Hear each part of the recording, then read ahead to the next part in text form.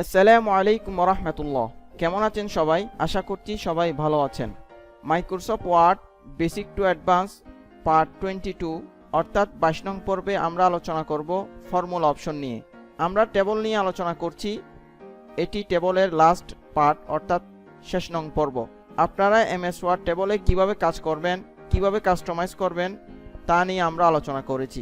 আমরা আজকে formula option নিয়ে আলোচনা করব, অর্থাৎ আপনি ফর্মুলা ব্যবহার করে এমএস ওয়ার্ডে কিভাবে যোগ, বিয়োগ, গুণ, ভাগ, এভারেজ, কাউন্ট, ম্যাক্সিমাম, মিনিমাম ইত্যাদি বের করবেন। আজকে আমরা তা দেখব। চলুন আমরা এমএস ওয়ার্ড ডকুমেন্টে চলে যাই। এখানে দেখেন, আমরা যখন টেবলে কাজ করি তখন আমাদের লেআউট মেনুটা দেখা যায়। আমরা লেআউট মেনু থেকে ফর্মুলা অপশনে যাব। ডাটা সেকশনের অধীনে ফর্মুলা অপশনে আমরা কাজ করব। তো আমরা আজকে প্রথমে যোগ বের করব।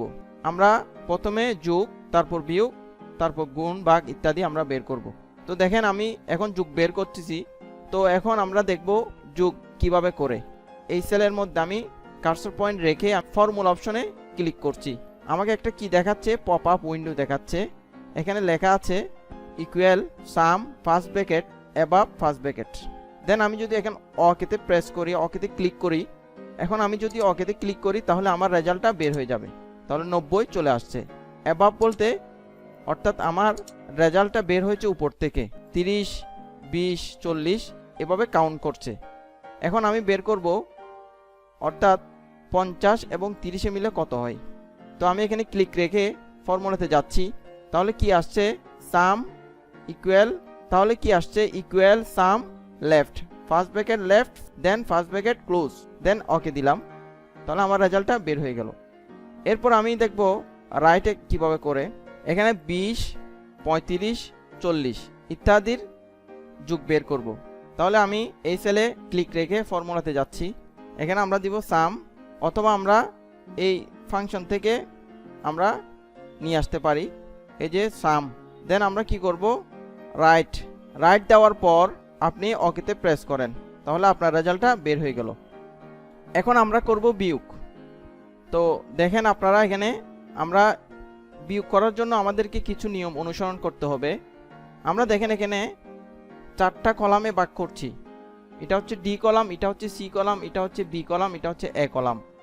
এবং এখানে আমরা একটু দেখতে হবে যে আমার কয়টি রো আছে, 1টা রো, 2টা রো, 3টা, 4টা। তাহলে আমাকে ধরতে হবে প্রথমটা 1 নাম্বার, পরেরটা 2 নাম্বার, এরপরটা 3 নাম্বার। তাহলে আমাকে করতে হবে ডি কলামের 2 থেকে 3 বাদ, এই কাজটা আমরা করব। তাহলে আমি এই সেলে রেখে ফর্মুলাতে যাচ্ছি। দেন আমরা করব ইকুয়াল D2 মাইনাস D3, এভাবে করে এখানে লিখে দেবো। এখানে ইকুয়াল দেওয়ার পর D2 মাইনাস D3, দেন ওকে। তাহলে 50 থেকে 25 বাদ দিলে আমাদের 25 থাকে। এটা হলো বিয়োগ করার নিয়ম। এরপর আমরা করব গুণ। ঠিক সেম নিয়মে আমরা গুণটা করব। তো আমরা ফর্মুলাতে যাচ্ছি। এখানে আমরা ইকুয়ালের পরের অংশ কেটে দিব। তো ইকুয়াল দিলাম, দেন আমরা B2 আমরা দেব গুণ চিহ্ন, দেন B3, দেন ওকে। তাহলে 5, 12, 60। এরপর আমরা করব ভাগ। ঠিক সেম নিয়ম, ফর্মুলাতে যাচ্ছি, ইকুয়ালের পরের অংশ কেটে দিব। এটা হচ্ছে A2 ভাগ চিহ্ন A3, দেন ওকে। তাহলে 3, 6, 18, রেজাল্ট হচ্ছে 6। তাহলে আমরা দেখলাম যোগ, বিয়োগ, গুণ, ভাগ। এখন আমরা দেখব এভারেজ কিভাবে বের করে। তো আমরা এখানে আসার পর আমরা ফর্মুলাতে যাচ্ছি। আমরা এখানে পেস্ট ফাংশন অপশন থেকে আমরা এখানে ক্লিক করব, দেন আমরা এভারেজটা সিলেকশন করব। এর আগে আমাদেরকে এটা কেটে দিতে হবে। এভারেজ আমরা এখানে দিব অ্যাবাভ, দেন আমরা ওকেতে প্রেস করব। তাহলে আমাদের এখানে এভারেজ 68টা বের হয়ে গেল। এরপর আমরা দেখব কাউন্ট কিভাবে কাউন্টটা বের করে। ঠিক সেম নিয়ম, আমরা এটা কেটে দিব।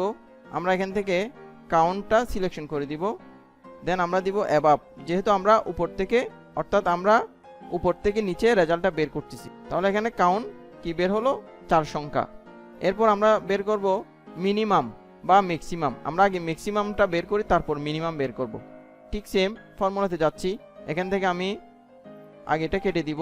এখান থেকে আমি কি করব, ম্যাক্সিমামটা সিলেকশন করে দিব, দেন এখানে দিব অ্যাবাভ, দেন ওকে। তাহলে কি বের হলো, আমাদের ম্যাক্সিমাম বের হয়ে গেল। এরপর আমরা বের করব মিনিমাম। ঠিক সেম নিয়ম, আমরা এটা কেটে দিব।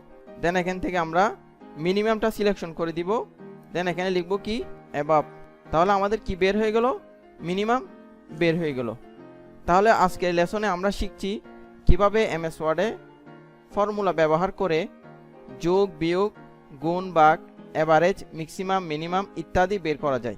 আপনারা যারা দেখছেন এবং দেখবেন সবাইকে ধন্যবাদ। আপনারা নিজেরা শিখবেন এবং অন্যদের শেখার সুযোগ করে দিবেন।